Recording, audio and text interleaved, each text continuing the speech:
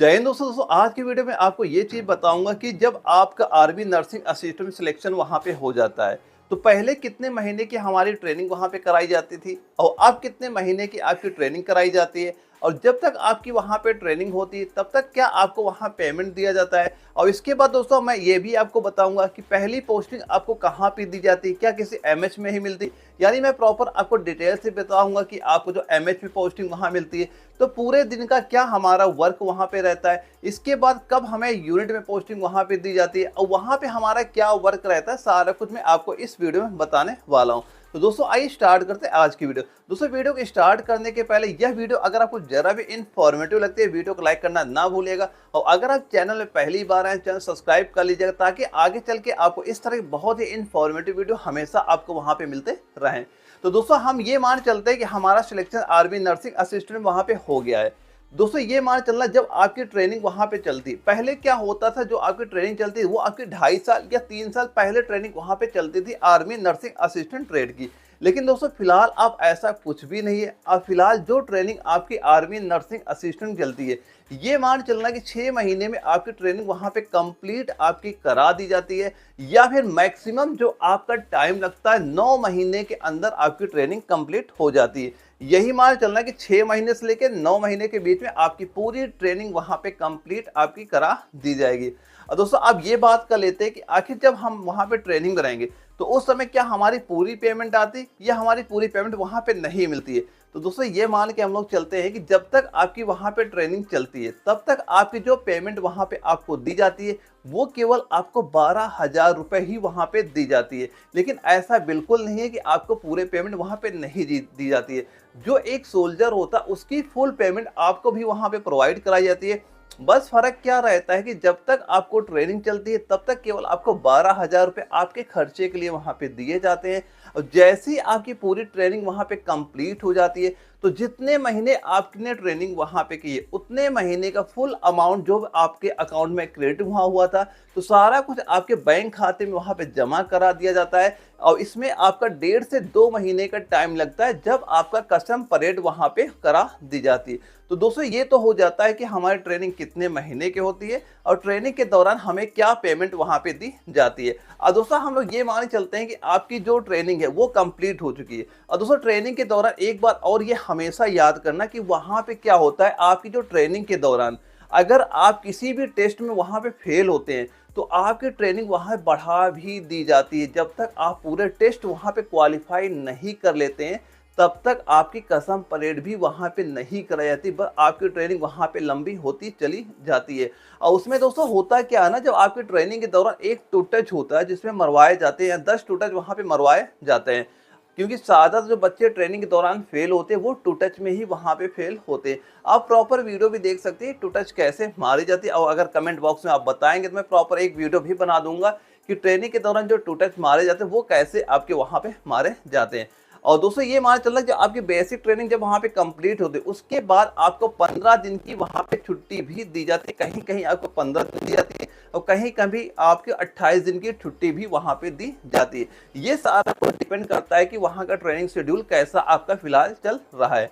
और दोस्तों हम तो मान चलते हैं कि आपकी ट्रेनिंग पूरी कंप्लीट वहाँ पे हो गई है। और दोस्तों जब भी हमारी ट्रेनिंग वहाँ पे कंप्लीट होती है उसके बाद जो हमारी पहली पोस्टिंग होती है वो हमेशा आपकी एमएच में ही दी जाती है। यानी ये मान चलना कि 95% आपकी पहली पोस्टिंग एमएच में दी जाती है। यानी जो वहाँ के मिलिट्री हॉस्पिटल होते हैं वहाँ पहली पोस्टिंग हमारी दी जाती है। और दोस्तों ये मान चलते कि हमारी पहली पोस्टिंग एमएच में वहाँ पे हो गई है। अब ये जानते हैं कि यहाँ पे जब हमारी पोस्टिंग हो गई है तो आखिर पूरे दिन का हमारा शेड्यूल क्या रहता है वर्किंग का। अब हम लोग ये बात वहाँ पे जान लेते हैं। तो दोस्तों ये मान चलना कि जब तक आप आर्मी में हो, जब तक आप वहाँ पे ड्यूटी कर रहे हैं तो ये मान चलना कि हमेशा आपको मॉर्निंग में कम से कम 5 बजे आपको उठना वहाँ पे पड़ता है। फिलहाल मैं बात कर लेता हूं जैसे कि जो आपका ट्रेनिंग के पहले सुबह होती है पीटी वहां पे होती है। अगर आप 5 बजे सुबह वहां पे उठ जाते हैं तो 6 से लेकर 7 बजे तक यानी 1 घंटे हम सभी की वहां पे क्या होती है पीटी आपकी कराई जाती है। पीटी में कई सारे एक्सरसाइज भी होते हैं, वहाँ पे रनिंग भी होता है। यानी जो टेस्ट हमारे फिलहाल हम लोगों ने ट्रेनिंग में किए फिजिकल वाले सारे वहाँ पे आपके फिर से अपने खुद के लिए यानी फिटनेस के लिए सारा कुछ वहाँ पे आपका ये कराया जाता है। तो ये तो हो जाता है हमारा मॉर्निंग का शेड्यूल। और दोस्तों ये जो मॉर्निंग का शेड्यूल होता है ये भी आपका चेंज वहां पे हुआ करता है। यानी गर्मियों में क्या होता है, आपकी जो पीटी 5 बजे से ही स्टार्ट हो जाती है, यानी 5 से 6 के बीच में हमारी पीटी होती है। और वैसे जब ठंडी का मौसम आ जाता है तो हमारा जो आपका पीटी का टाइम होता है वो 1 घंटे आगे आ जाता है, यानी 6 से लेकर 7 के बजे के बीच हमारे पीटी वहां पे कराई जाती है। तो ये आपका चेंज वहां पे होता रहता है मौसम के अकॉर्डिंग, वहां पे कि कहाँ पे आपकी पोस्टिंग वहां पे दी गई है। तो दोस्तों हम ये मान चलते हैं कि हमारी 6 से लेकर 7 बजे तक हमारी पीटी वहां पे कंप्लीट आपकी हो जाती है। उसके बाद दोस्तों क्या होता है, आपको अगर आप मान लो फैमिली मैन है तो आपको एक वहां पे क्वार्टर दिया जाता है, आप अपने क्वार्टर वहां पे चले जाते हैं। क्वार्टर क्या होता है, जहां पे आप लोग वहां पे रहते हैं, यानी जो भी अपने यूनिट वहां पे होती है, या अपना एमएच होता है। एमएच से मान चलना कि 1.5-2 किलोमीटर के बीच में आपके वहां पे क्वार्टर दिए जाते हैं।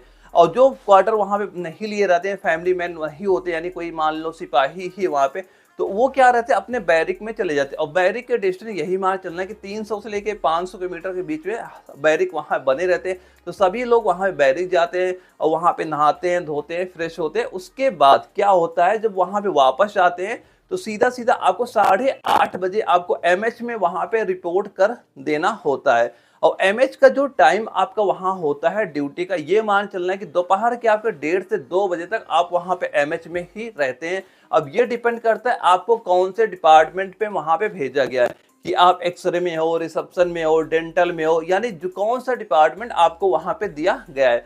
तो वहां पे आप 8:30 बजे से लेके कम से कम 1:30 बजे या 2 बजे तक आप वहां पे ड्यूटी वहां पे करते हैं। 1:30 बजे के बाद क्या होता है, सभी मान लो वहां फ्री हो जाते हैं। जिनके पास क्वार्टर होता है फैमिली मैन के पास, वो अपने क्वार्टर में वहां पे चले जाते हैं। नहीं तो क्या होता है, वो अपने बैरिक में वापस वहां पे आ जाते हैं। और उसके बाद क्या होता है, आपको जो भी करना हो, यानी खाना खाना हो, फ्रेश होना, कुछ भी रेस्ट करना हो, कुछ भी आप वहां पे कर सकते हैं। और उसके बाद क्या होगा, उसके बाद 4 बजे एक गेम परेड वहां पे कराई जाती है। गेम परेड में क्या होता है, सभी को जाना वहां पे जरूरी होता है। अगर आप मान लो कोई वहां फिलहाल ड्यूटी पे नहीं हो तो गेम परेड भी आपका ये मान चलो मैक्सिमम कहीं कहीं आधे घंटे का होता है, कहीं 45 मिनट का होता है। लेकिन मैक्सिमम बार यही देखा गया कि 1 घंटे की आपकी गेम परेड वहां पे कराई जाती है। यानी कि गर्मियों की बात करें, 4 से लेकर 5 बजे तक हमारा 1 घंटे का गेम वहां पे चलता है। गेम परेड के बाद उसके बाद सेम वही होता है कि आप मान लो अपने यूनिट चले जाएंगे या अपने बैरिक वहां पे चले जाएंगे, यानी कि आपका जहां भी आप वहां पे रहते हैं वहां पे आप वहां पे चले जाएंगे। और उसके बाद फिर क्या होता है कि जैसे शाम वहां पे हो जाती है, उसके बाद 7 बजे या 8 बजे हमें दोबारा से एमएच में वहां पे रिपोर्ट करनी होती है। यानी दिन भर में जो हमने मॉर्निंग में ड्यूटी वहां पे अपने की थी, वहां की जो रिपोर्टें थी वो रिपोर्टें हमें वहां पे बनानी पड़ती, क्योंकि वो सारी रिपोर्ट सुबह हमें सारी वहां पे सबमिट वहां पे करनी होती हैं। और खाने का जो वहाँ पे शाम का टाइम होता है 8:30 बजे से लेकर 10 बजे तक, आप कभी भी खाना खाने के लिए भी वहाँ पे जा सकते हैं, कोई दिक्कत वहाँ पे नहीं देखने को मिलती है। तो दोस्तों ये तो हो जाता है पूरे दिन का ड्यूटी का टाइम हो जाता है, जो आपका एक आर्मी नर्सिंग असिस्टेंट को वहाँ पे एक सोल्जर वहाँ पे होता है।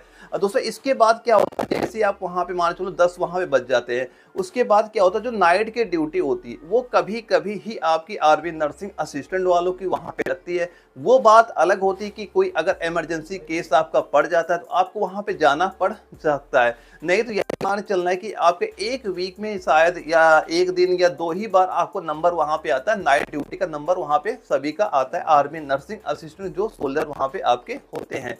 और इसके बाद क्या होता है, सीधा सीधा आपकी मॉर्निंग में होती है, उसके बाद पूरा शेड्यूल आपका वही स्टार्ट वहां पे हो जाता है। और दोस्तों इसके बाद जो आपके मान चलना है कि 10 बजे के बाद, या वैसे ज्यादातर जो आर्मी नर्सिंग असिस्टेंट सोल्जर होते हैं, शाम के 8:30 बजे के बाद सारे के सारे वहां पे फ्री ही आपके वहां पे हो जाते हैं।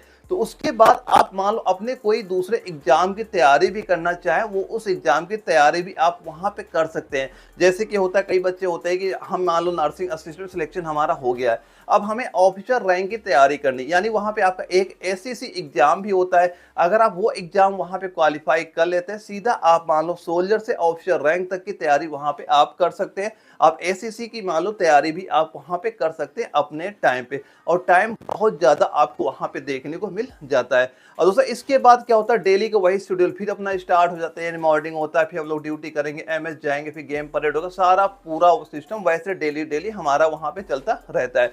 तो दोस्तों ये मान चल रहे हैं कि आपकी पहली पोस्टिंग एमएच में वहां पे हो गई है, क्योंकि जो आपकी एक पहली पोस्टिंग वहां पे कराई जाती है उसके ये मान चलना है कि हर 3 साल में सबकी पोस्टिंग वहां पे चेंज हुआ करती है। यानी हर 3 साल में एक सोल्जर हर जगह ट्रांसफर वहां पे होता रहता है, यानी एक यूनिट से दूसरे यूनिट पोस्टिंग वहां पे की जाती है। तो पहली पोस्टिंग तो सभी की एमएच में ही वहां पे कराई जाती है।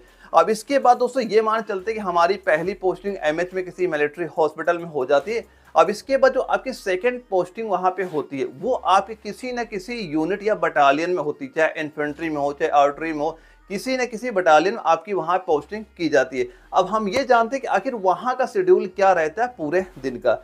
तो दोस्तों वहां का भी सेम यही शेड्यूल होता है जो अभी मैंने आपको इसका बताया, बस वहां फर्क इतना रहता है कि आप वहां पे किसी यूनिट यानी किसी बटालियन के साथ वहां पे रहोगे, तो वहां का जो पीटी का टाइम का शेड्यूल होगा उसके हिसाब से आपको पीटी में वहां पे जाना होता है। 1 घंटे की आपकी नॉर्मल वहां पीटी आपकी कराई जाती है।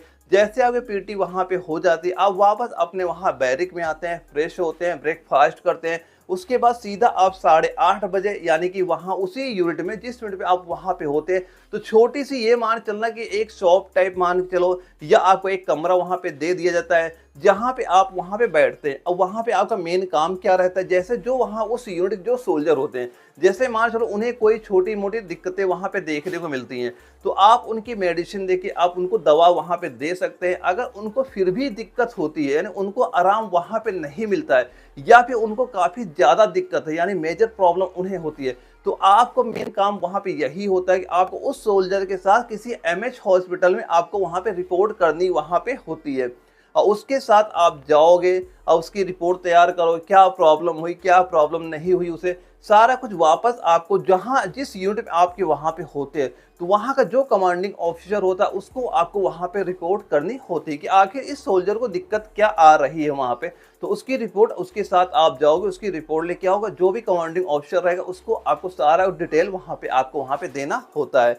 अब इसके बाद क्या होता है, वही ड्यूटी का टाइम वही आपका होता है, 8:30 बजे से लेकर 1 बजे या 1:30 बजे तक आपकी ड्यूटी होती है। उसके बाद फिर से आपका गेम परेड वहां पे स्टार्ट हो जाता है। उसके बाद पूरा शेड्यूल आपका वही वहां पे होता है। लेकिन सबसे ज्यादा रेस्ट आपको जब आपकी पोस्टिंग किसी यूनिट में वहां पे हो जाती है, सबसे ज्यादा रेस्ट आपको वहीं पे आपको देखने को मिलता है। और वहां पे आप किसी भी एग्जाम की अपनी खुद की तैयारी वहां पे कर सकते हैं।